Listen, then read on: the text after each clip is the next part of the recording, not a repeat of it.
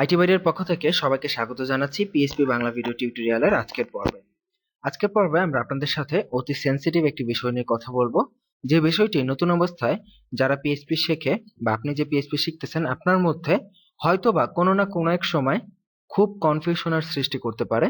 তো সেই বিষয়টি নিয়ে আমরা আপনাদের সাথে কথা বলবো।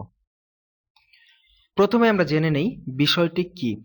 বিষয়টি হচ্ছে আমরা এতক্ষণ যে পিএইচপি কোডগুলো লিখলাম বা এসটিএমএল কোডগুলো আমরা পিএইচপির ভেতরে ইউজ করলাম, সেখানে আপনাদের মধ্যে একটা কনফিউশনের সৃষ্টি হতে পারে যে আমরা প্রায়ই পিএইচপির মধ্যে এসটিএমএল লিখেছি, আবার এসটিএমএল এর ভেতর পিএইচপি লিখেছি।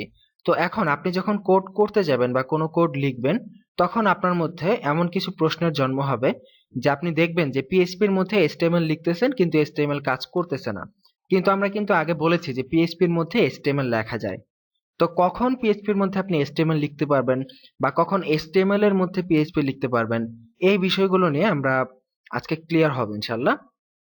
তো এই বিষয়টি ক্লিয়ার করার জন্য আমরা তিনটি রুলস দেখব যে অ্যাকচুয়ালি পিএইচপি এবং এসটিএমএল দুটো লেখার জন্য যে রুল মেনটেন করতে হয়। আমি শুরুতেই বলে নিচ্ছি, এটা কোনো এক্সপার্টের দেয়া কোনো রুলস না, এটা আমি আমার অভিজ্ঞতার আলোকে আপনাদের সামনে উপস্থাপন করছি। তো এখানে যদি কোনো ভুলভ্রান্তি আপনারা কখনো পেয়ে থাকেন, অবশ্যই সেটা আমাকে ইনফর্ম করবেন এবং আমরা সেটা অবশ্যই ইনশাল্লাহ চেঞ্জ করার চেষ্টা করব। তো দেখুন, rules of writing PHP code লেখার রুলস। 1 নম্বর রুলসটি হচ্ছে you can write PHP code anywhere inside HTML. আপনি এইচটিএমএল এর ভেতরে যে কোনো জায়গায় পিএইচপি কোড লিখতে পারবেন, বাট শর্ত হচ্ছে আপনাকে অবশ্যই পিএইচপি শুরু করতে হবে এবং শেষ করতে হবে। দ্যাট মিন্স আমরা শিখেছি যে পিএইচপির একটি কিওয়ার্ড হচ্ছে ইকো। এখন আপনি যে কোনো এইচটিএমএল কোডের মধ্যে হুটহাট করে যে কোনো জায়গায় ইকো লিখে দিবেন এবং সেটা কাজ করবে, এটা কিন্তু হবে না। আপনি যদি এইচটিএমএল কোডের মধ্যে কোথাও পিএইচপি লিখতে চান, আপনাকে অবশ্যই পিএইচপিটা একবার শুরু করে নিতে হবে এবং শেষ করে নিতে হবে।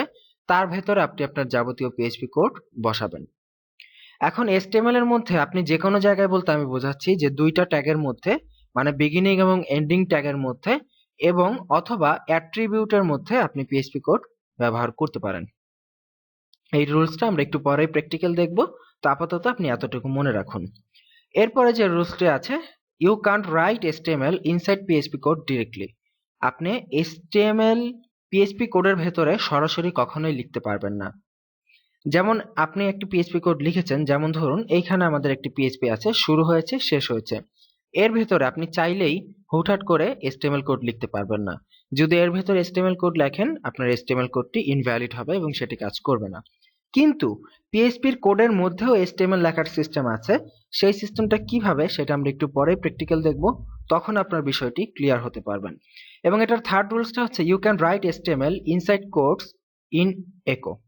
সেটা হচ্ছে যে পিএইচপি কোডের মধ্যে আপনি এইচটিএমএল লিখতে পারেন কখন, যখন আমরা একো ব্যবহার করব এবং একোর ভেতরে আমরা যে কোড দেই, সিঙ্গেল কোড অথবা ডাবল কোড যেটাই দেই না কেন, আমরা সেটার ভেতরে এইচটিএমএল কোড ব্যবহার করতে পারবো।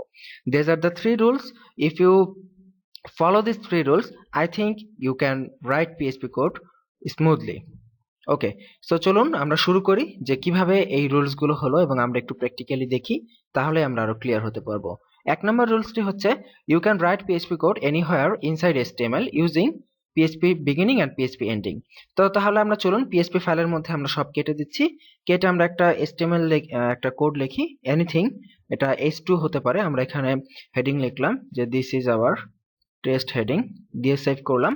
আমরা বলেছি আগে আমরা এটার আউটপুট দেখি, রিফ্রেশ করি, this is our test heading, fine. এখন এই এইচটিএমএল কোডের মধ্যে আমরা যদি কোনো অ্যাট্রিবিউট দেই বা সরাসরি এই দুইটার মাঝখানে আমরা যদি কোনো পিএইচপি কোড লিখতে চাই, আমরা লিখতে পারবো। যেমন আমরা যদি এখানে লিখি পিএইচপি ইকো, সেভ করলাম। এখন আমরা চাচ্ছি যে h2 দুইটার মধ্যে এই যে লেখাটা this is our test heading, এটা পিএইচপি থেকে আসবে, দ্যাট মিন্স ডাইনামিক ওয়েতে আসবে। তো এবার যদি আমরা এটা আউটপুট দেখি, রিফ্রেশ করি, দেখুন চলে এসেছে, পিএইচপিটা এখানে কাজ করতেছে। এরপর আমরা যদি এখানে কোনো অ্যাট্রিবিউট দেই, এটা আপনারা আগেও দেখেছেন, যদিও আমরা যদি এখানে কোনো ক্লাস নেম দিতে চাই, আমাদের যদি ওয়ার্ডপ্রেস সাইটে কখনো কোনোদিন প্রয়োজন পড়ে যে আমরা ডাইনামিক ক্লাস নেম এটার মাধ্যমে ইউজ করব, আমরা চাইলে সেটা করতে পারি। যেমন আমরা এখানে এটার নাম দিতে পারি মাই ক্লাস। সেভ করি, রিফ্রেশ করি এবং এটার পেজ সোর্স দেখি আমরা, এই যে দেখুন হেডিং এর মধ্যে পিএইচপি কোড ব্যবহার করে মাই ক্লাস নামে একটি ক্লাস চলে আসছে। That means it's working. আমরা HTML কোডের মধ্যে PHP লিখতে পারতেছি। সো এই দুইটা জায়গায় সাধারণত আমরা HTML এর ভেতরে যে কোনো কোডের ভেতরে, যেমন এটা হেডিং হতে পারে, এটা ইমেজ হতে পারে, এটা লিংক হতে পারে, anything it can be, but আপনি PHP ইউজ করতে পারবেন। শুধু শর্ত একটাই, আপনাকে শুরু করতে হবে এবং শেষ করতে হবে। যদি আমরা এই শর্তটা না মানি, যদি আমরা এই PHP শুরু বা শেষ না করি, সেভ করি এবং আউটপুট দেখি, ভিউ পেজ সোর্স, এই যে দেখুন হয়নি, কিন্তু PHP কিন্তু এখানে কাজ করে না। এখানে আমরা ইকো লিখেছি, ইকো চলে আসছে, মাই ক্লাস চলে আসছে। দ্যাট মিন্স আমাদের অবশ্যই PHP শুরু এবং শেষ করতে হবে, যেখানেই আমরা PHP কোড ইউজ করি না কেন। এই হচ্ছে আমাদের 1 নাম্বার রুলস।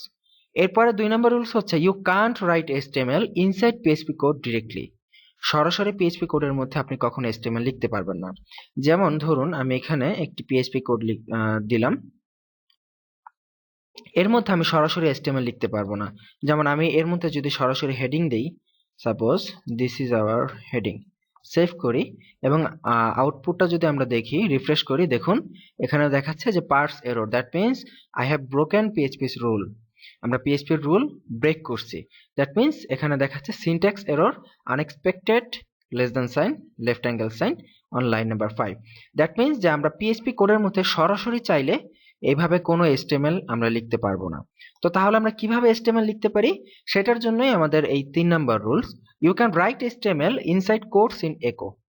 আপনি যদি HTML লিখতেই হয়, আপনি PHP এর মধ্যে ইকো ব্যবহার করে HTML লিখতে পারেন। যেমন আমরা এখানে দেখুন ইকোর মধ্যে আমরা যে কোনো HTML কোড লিখতে পারি। যেমন আমরা যদি এখানে হেডিং 3 দেই ইকোর মধ্যে, this is heading 3, save and refresh করে আউটপুট, এই যে this is our heading 3। That means আমরা PHP এর মধ্যে HTML লিখতে পারলাম, কিন্তু সেটা একো ব্যবহার করে, এবং একোর মধ্যে যে কোড রয়েছে সেই কোডের মধ্যে আমরা এটা ব্যবহার করতে পারলাম। তো এখানে একটা জিনিস লক্ষ্য করুন, আমরা কিন্তু এখানে ইকোতে সিঙ্গেল কোড ব্যবহার করেছি। আমরা যদি চাই এখানে ডাবল কোড ব্যবহার করে লিখবো, দ্যাটস ফাইন। আমরা এখানে চাইলে ডাবল কোডও ব্যবহার করতে পারি। যেমন this is text from double quote, save and refresh. দেখুন আমরা ডাবল কোড ব্যবহার করেও আমরা HTML কোড ব্যবহার করতে পারি। এখন কোশ্চেন হচ্ছে যে আমরা যখন ওয়ার্ডপ্রেস ব্যবহার করব, আমাদের প্রায় সময়ই অনেক HTML লেখার প্রয়োজন পড়বে PHP কোডের মাঝে।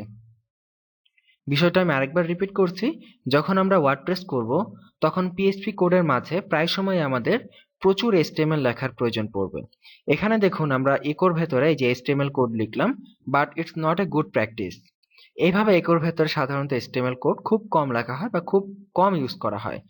সো এখন কোশ্চেন হচ্ছে যে PHP কোডের মাঝে যদি আমাদের হঠাৎ করে খুব HTML কোড লেখার প্রয়োজন পড়ে, সেই ক্ষেত্রে আমরা সেটা কিভাবে করতে পারি? সেই ক্ষেত্রে করার ওয়ে হচ্ছে, ধরে নিলাম আমরা এখানে কোনো হেডিং ইউজ করতেছি না, আমরা সরাসরি আমাদের এখানে অনেকগুলো PHP কোড আছে, এখানে আমরা একো আরো বেশ কিছু দিলাম, সেভ করলাম এবং প্রত্যেকটা একোর মাঝে আমরা একটা করে লাইন ব্রেক দেই, আদারওয়াইজ লাইনগুলো সব পাশাপাশি চলে আসবে। Save and refresh. দেখুন অনেকগুলো একো আছে, আমাদের ধরে নিলাম আমাদের PHP এর মধ্যে অনেক টেক্সট আছে। এখন কোশ্চেন হচ্ছে আমরা চাচ্ছি যে কোনো একটা কোডের মাঝখানে অনেকগুলো HTML কোড ঢোকাবো। তো সেই ক্ষেত্রে আমরা সাধারণভাবে কি করব, একটা একো নিব, একোর ভেতর অনেকগুলো কোড লিখবো, কিন্তু সাধারণত কাজটা এইভাবে করা হয় না। PHP তে এটার একটা বড় সুবিধা হচ্ছে আমরা PHP কোডকে any time anywhere we can break the code. যেমন আমরা যদি এই 7 নাম্বার লাইনে চাই এখানে PHP কোডটা ব্রেক করে দিব, সেই ক্ষেত্রে আমরা জাস্ট সিম্পলি এটাকে এভাবে ক্লোজ করে দেব। দ্যাট মিন্স তখন PHPটা শুরু হবে এখানে এবং শেষ হবে এইখানে। সো দ্বিতীয় PHPটা তখন আমাকে কি করতে হবে, এই PHP কোডের যে বাকি অংশটা আমরা জাস্ট সিম্পলি এটাকে নতুন একটা PHP কোডে শুরু করে দিব। এটা যদি আমরা করি, দেখুন আমরা এই অংশটাকে একটা PHP কোডের মধ্যে র‍্যাপ করে নিলাম এবং এই অংশটাকে আমরা আরেকটা PHP কোডের মধ্যে র‍্যাপ করে নিলাম এবং আউটপুট যদি দেখি, no change, everything is same. এখন আমাদের দুইটা PHP কোডের মধ্যে কিন্তু ফাঁকা জায়গা হয়ে গেল। এখন যেহেতু এই ফাঁকা জায়গাটা কোনো PHP কোডের আন্ডারে না, আমরা এখানে আমাদের ইচ্ছা মতো যে কোনো হেডিং, যত লাইন খুশি তত লাইন, যে কোনো HTML কোড যত লাইন খুশি তত লাইন আমরা ঢুকিয়ে দিতে পারবো। এবার আমরা রিফ্রেশ করি, দেখুন এই যে ওপরে এটা হচ্ছে PHP এর অংশ, নিচে এতটুকু হচ্ছে PHP এর অংশ, মাঝখানে এটা হচ্ছে আমাদের HTML এর অংশ। সো এই বিষয়টাই আপনাদের বোঝানোর জন্য আমি এতক্ষণ এতগুলো কথা বললাম যে ওয়ার্ডপ্রেস আমরা যখন শিখব আমাদের প্রায় সময় এইভাবে পিএইচপি কোড ব্রেক করতে হবে। ব্রেক করে তার মধ্যে আমাদের ইচ্ছা মতো, এখানে আমরা শুধু হেডিং লিখেছি, আমাদের হেডিং আনতে হতে পারে, আমাদের ইমেজ আনতে হতে পারে, আমাদের লিঙ্ক আনতে হতে পারে, এনিথিং আমাদের আনার প্রয়োজন পড়তে পারে। সো এইভাবে আমাদের তখন কাজটা করতে হবে, তখন যাতে আপনাদের কোনো ধরনের কনফিউশন সৃষ্টি না হয়। এই জন্য আমি আপনাকে রিকোয়েস্ট করব, যদি আপনি এই টিউটোরিয়ালটি এখনো পর্যন্ত খুব ভালোভাবে না বুঝে থাকেন, অবশ্যই এই টিউটোরিয়ালটি মিনিমাম আরো 2 থেকে 3 বার দেখুন, শুরু থেকে শেষ পর্যন্ত। কারণ এই জিনিসটি আপনাকে খুব ভালো করে অবশ্যই অবশ্যই বুঝতে হবে। আশা করি সবাই বুঝতে পেরেছেন। আগামী পর্বের আমন্ত্রণ রইল। আজকের মতো এখানেই বিদায় নিচ্ছি। আল্লাহ হাফিজ।